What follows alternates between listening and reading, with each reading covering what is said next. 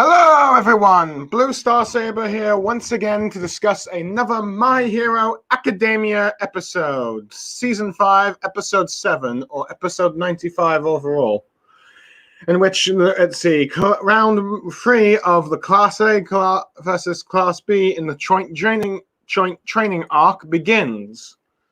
So anyway, the episode sort of finishes up for what we got last time, in which you have... let's see, the teams of Class 1A and 1B from round 2 healing up with Kinko offering Fumikage a cough drop. However, he's refusing to do it due to the fact that, he doesn't want any pity or something like that. And let's see, so she tells him to go see Recovery Girl. Well, let's see, Kendo is taking Momo with some robots. We're making a quick joke about how humans are. Let's see, need to get stronger by through training and all that stuff, even though they can be perfect straight away. Funny joke there. Whether members are resting and sitting that. Then you get let's see, some of the spectators, particularly Shinso, noticing the damage compared to the previous match. Well, with Eraserhead telling this is what happens in the hero course, the promo admits that this may be a little bit over the board. With Vlad King telling his students to keep the damage to a minimum. Since due to the fact that this arena will take 2 hours for the mushrooms to go, they're going to move to a different scene. We cut to a different scene in which you have the members of Class 1 and Class B sort of talking with each other, particularly... Let's see, Momono mocking Class 1A for their defeat, which gets him, immediately hit by, Kendo as the frequent recurring gag, Ashido, I think Pinky comments, and why does he keep doing it when you know that this is going to happen? Or is it Mina? Yeah. Let's see, Mina, is it Ashido or... Oh yeah, Mina Ashido, yeah. So yeah, you get Mina Ashido going why do you keep why does he keep doing this? Because he's just gonna get hit. Let's see. So and also Mineta, I guess. Anyway, the students are. Students, of course, are relaxing and contemplating on what they need to do for the next matches, with Midoriya commenting his notebook and all that stuff about the growth everyone made. We get a bit of a joke from Mineta about how Midoriya doesn't feel like he's grown at all, which, Ashido then takes a swab at Mineta due to the fact that he's still a little shorty. No, he was mentally, not physically. So yeah, that's a little funny. Eventually... All Might approaches him to come with him with with people starting to comment on Midoriya and All Might hanging out with Ashido pointing out how Uraraka seems to know quite a bit about Midoriya, about how she seems to keep tabs on Midoriya, particularly about the All Might going with since the school festival thing, but she kind of blushes in embarrassment and accidentally activates her quirk, sending her up into the sky. I'm not sure if this was in the manga or not, but it's very funny all the same. So, yeah. Anyway, All Might asks him about his quirk to see if there's been any changes and all that stuff. He says no, and then Bakugo shows up and shouting at them you're supposed to be keeping this a secret. You're making it too obvious. However, Bakugo in his own way has shown concern for Midoriya, as All Might calls, but granted, Bakugo still shouts and he says that he's better than Midoriya and that stuff, making All Might question this in some ways. But granted, he's not going to go and call Gran Torino and all that stuff. Anyway, I think we get a little scene of Recovery Go healing Momomo and all that stuff. And anyway... Anyway, round 3 is about to begin as the contestants are for Class 1A, Ida, Shoto, Ojiro, and Shoji versus, Juzo Hononuki or Mudman versus Tetsu Tetsu, aka Real Stale. Let's see, Pony Tsuyo, Rockety, the transfer student from America, though has a bit of a Japanese name if you ask me, but oh well, I'm not cursing it so much. And Sen Karabara, also known as Spiral. So they're heading off. Let's see, Suku, let's see, Todo, let's see, Tokoyami comments to Shoto, it's up to him now since they're both students and they're both trained under the top two heroes. So he must make sure he doesn't, disgrace their names and all that stuff since he lost his match. Due to this, you get Shoto thinking back to his sort of memories of when, let's see, his father Endeavor was training him, commenting on that he can use this special move that only he can do, though he hints that his elder brother Toya, who's the first time his name is ever mentioned, the eldest of all, Endeavor's children, could do, had stronger flames to him. Unfortunately, had his mother's weak constitution, so that way he can pass on that stuff. So you've got, so he can fully do it and all that stuff. Let's see. So Shoto's thinking on about that, which gets Ida to comment on, if Shoto's all right, as he's showing some sort of expression, even though Tailman or Ojiro says he can't tell because Shoto has a regular expression face and all that stuff. So yeah. So this leads to, anyway, we switch to so we get Ida now thinking that he is Inujin's successor, and he's thinking back to what happened to his brother and all that stuff. Anyway, we go to Class B Team B, and Tetsu ends up going about how everyone seems to find him stupid, but he manages to pass Class 1A, and he comments about how their team has a disadvantage in terms of the scouting thing, since Ida has the speed, Shoto has the firepower, Ojiro has the close combat, and Shojiro has his tentacle abilities for scouting, so they're more of a close combat team.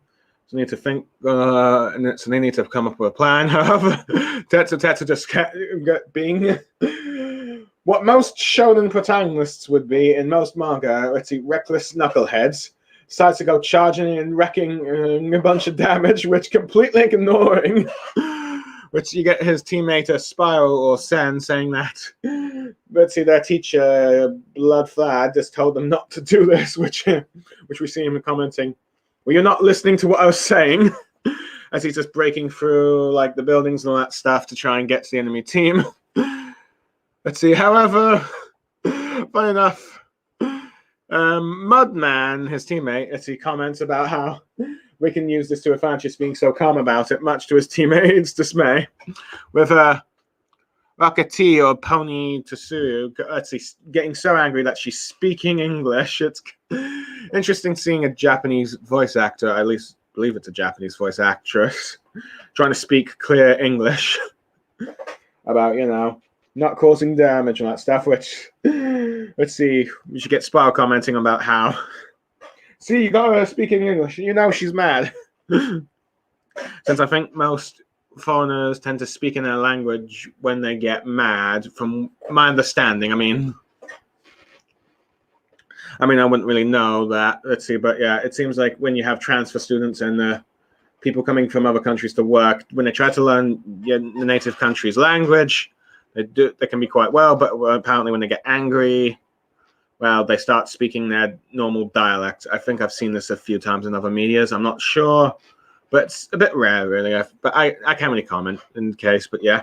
However, Mudman, in a more casual manner, ends up speaking English himself, saying that it's fine and all that stuff. So, yeah, we can talk about how they can use this to their advantage, which Spiral comments about how casual that Mudman can just reflect, change that, reflect the situation. As the members of Class 1A comment that, yeah, it's Tetsu making this damage, they end up, being reckless and all that stuff. They end up heading to procession to face them. Meanwhile, we see Endeavor catch this sort of speed biking villain that uses like his hands and legs to create wheels and stuff, trying to escape, and then captures them and saving a few kids. He's able to easily capture the villain, and gets a little moment where the kids are scared of him at first, but it ends up but tells them to be safe and stuff, and they calm down. So showing a bit of, I guess you could say, Endeavor's progress of socializing with the masses, if you will. Anyway, we get let's see, Endeavor looking psychics commenting on Endeavor's skills and that stuff. Not to mention other people requesting team ups. With then Endeavor going to his phone, where it revealed that due to Shoto's sister eventually persuading him to give Endeavor his social media contacts, I believe Fuyuyami. He's been messaging him, but Shoto isn't responding, so he gets a bit mad. Particularly he wants to teach him that ultimate move from the flashback earlier, with the others kind of expressing that his Shoto obsession's getting a bit worse. So anyway, the battle sort of begins as Shoto freezes the area, trapping the members of Class 1B. It looks like that they have the advantage. However, Mudman, using his softening quirk, which can soften any area he touches. Makes all the things jelly and all that stuff, so they get stuck. So they all fall in and all that stuff. And then hardens it when he touches, which captures Ida. And then you get Tetsuo using his iron to battle Shoto up close combat. And then you have Spyro using his sort of quirk, allows his arms and legs to be turned into drills and stuff to attack Ojiro, and they have a bit of a duking out martial arts, while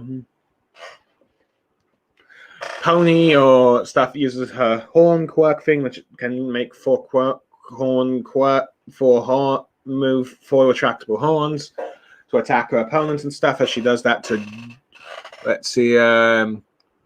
Tentacle or Jiro, if you will. I mean Shoji, while also using it to move Tetsu to Shoto. Anyway, I should probably also mention that Mudman is revealed to be one of the two Class B representatives to be getting through recommendations, showing that he's extremely skilled and all that stuff. I mean, he's able to soften Shoto's ice and then harden it, which he does to Ida. Thinking that Ida is stuck in his thing, and not to mention he used his reps bureau first. It means that he won't be able to use it for a while. I should have probably also comment with Tetsu saying that the ice is well cold for him, but however, due to direct combat, he can easily beat Shoto and all that stuff. So, due to with some of the other spectators commenting that, particularly Momono. But as Mudman is saying that stuff to Ida reveals that was before, but now we get a flashback of his brother revealing that there's a sort of family secret that's been passed down to their grandfather, in which if they remove their reps bureaus, if you like, new ones will grow that are much more quicker now.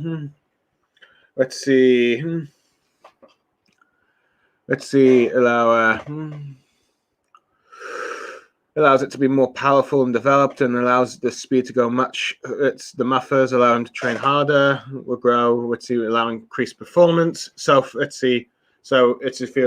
using his speed, he breaks out of the ice and then charges and goes on about for the fuel consumption and all that stuff. For the next 10 minutes, he'll be unstoppable in terms of speed, and the episode ends with his speed thing. So overall, I quite like this episode. I mean, it's not really one of those fast-driven plot things. It's more like a character growth episode, and I think the highlight for this one is Ida. As granted, this episode is very much about how the members of Class 1A need to represent their sort of mentor figures and that stuff. For Tsukuyomi, he comments about how he seemed to embarrass the name of Hawks, while Shoto must go through with the name, carry on the name of Endeavor, given that they're the top heroes. Ida being like the inheritor of both his brother's name and and the family and all that stuff. Of superheroes. He must live up to their expectations and all that stuff. So yeah, and it's been a long time since Ida's been the focus of a fight. I mean, he had some fights in like season 3 that were minus from like the license exam and against Miro or Luminium, if you will. But that was more of Class 1A as a whole, really. But he's kind of... But he hasn't really been the focus of a fight since the Stain battle, which is a bit of a disappointment. But here we finally get him to be focused on the fights again. And let's see, so yeah, it's revealed that he's sort of like pulling out his muffers and sort of like pulling out your teeth. Let's say like the like baby muffers growing to full grown ones. He's allowed to increase his speed and that stuff, and he's able to break out from like the stuck ice and all that stuff. And now with his quirk, he's now invincible for like 10 minutes in terms of speed. So yeah, that was a nice moment and some very nice animation from Bones' part. So yeah, I definitely say that Ida is the highlight of this episode. And for those who are fans of Ida, who feel like he's been a bit left under the rug, for the last season or so, season 4, you get focus again with him this time in this episode and all that stuff. Other things, I liked in this episode is the fact that people are starting to pay a bit more find interesting is the fact that people are paying a bit more attention to Midoriya and All Might's relationship, which you get Bakugo commenting like, "You're being too obvious." So he's sort of like,